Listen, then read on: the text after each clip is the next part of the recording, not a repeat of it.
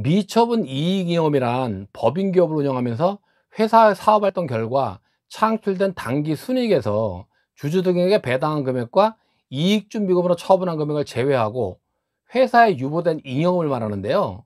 따라서 미처분 이익잉여금은 많으면 좋을 것 같은데 왜 문제가 된다고 하는지, 그 장단점과 효율적인 처분 방법에 대해서 알아보도록 하겠습니다.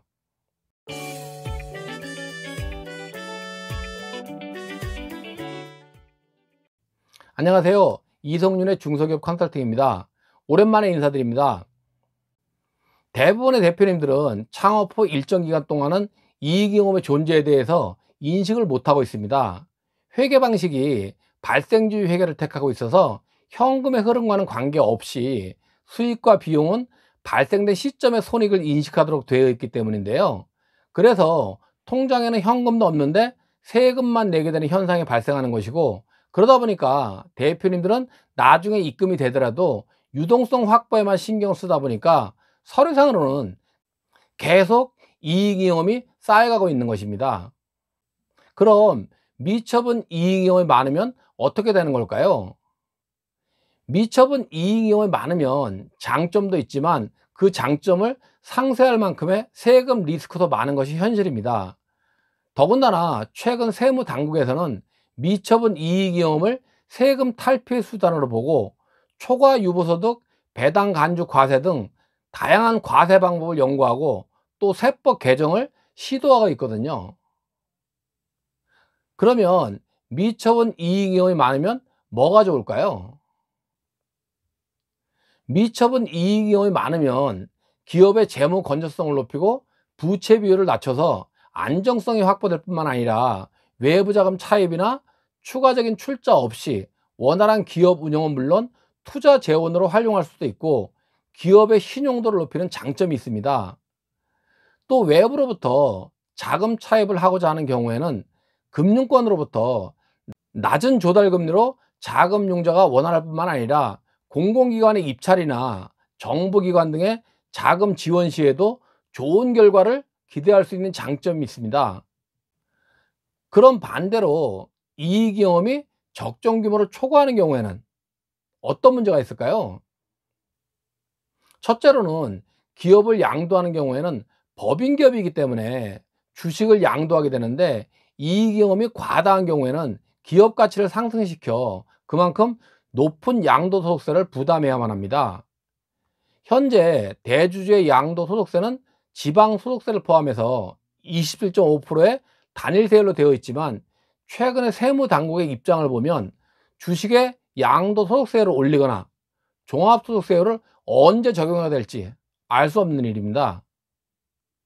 둘째로는 경기 변동이나 거래처 관계, 경영자의 건강 등으로 회사를 정리하게 되는 경우에는 법인을 폐업 청산하게 되는데, 그런 경우에 미처분 이익잉여금에 대해서 한꺼번에 청산소득 처분을 받는다면 최고 세율을 적용받을 가능성이 높아서 건강보험료까지 포함한다면 50% 이상의 세금을 납부해야 하는 상황이 발생할 수 있습니다.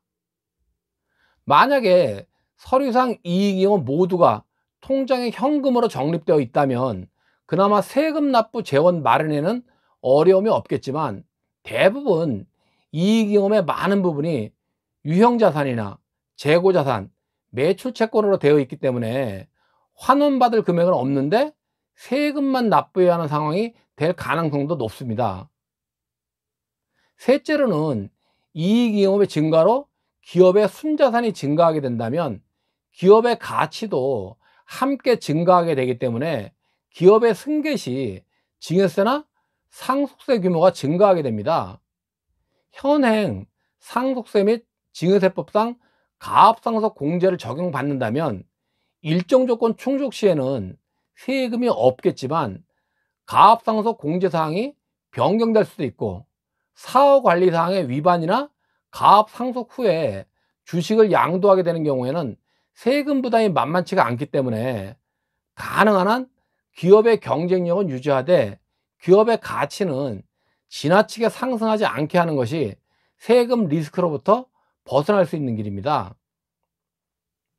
이렇게 미처분 이익경험의 장단점을 살펴보았는데요. 그렇다면 적정 규모를 초과하는 잉여금에 대해서는 어떻게 해야 할까요? 이익경험은 최적화된 세금을 납부하면서 환원해야 하는데 다음과 같은 방법이 있습니다. 첫째로는 당기 순이익 규모의 조정입니다.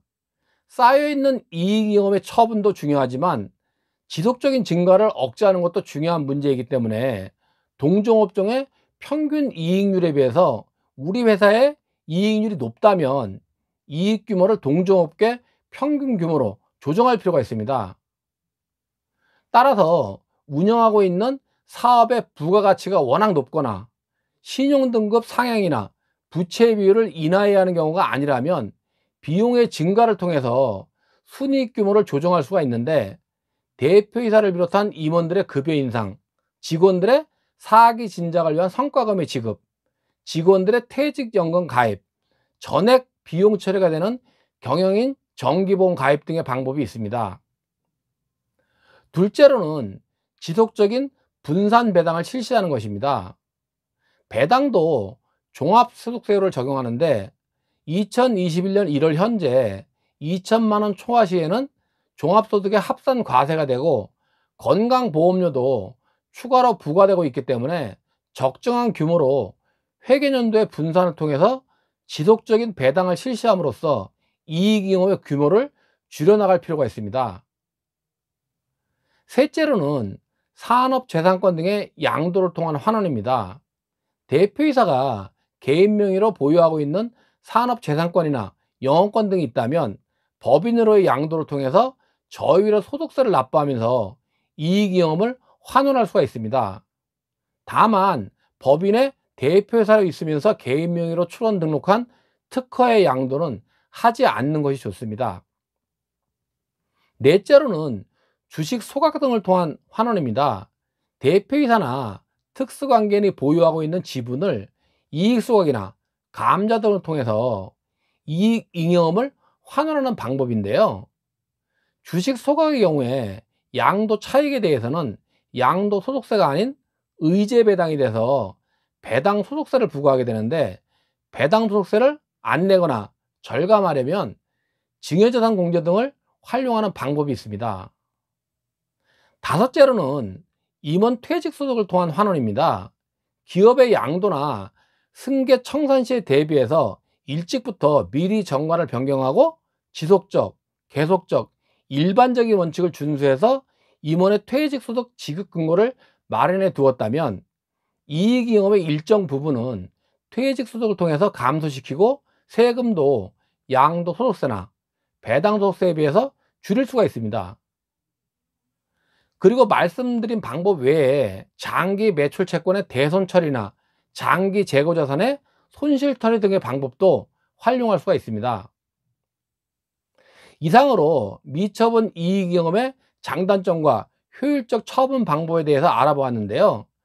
회사의 자금 유동성에 문제가 없는 선에서 지속적인 환원을 통해서 세금을 최소화하시기 바랍니다. 좀 더 자세히 알고 싶으시면 아래에 남겨드린 블로그를 보셔도 되고요. 궁금하시거나 요청하실 사항 있으시면 댓글 남겨주십시오. 좋아요와 구독 신청도 꼭 해주시고요. 그럼 다음 시간에 뵙겠습니다. 감사합니다.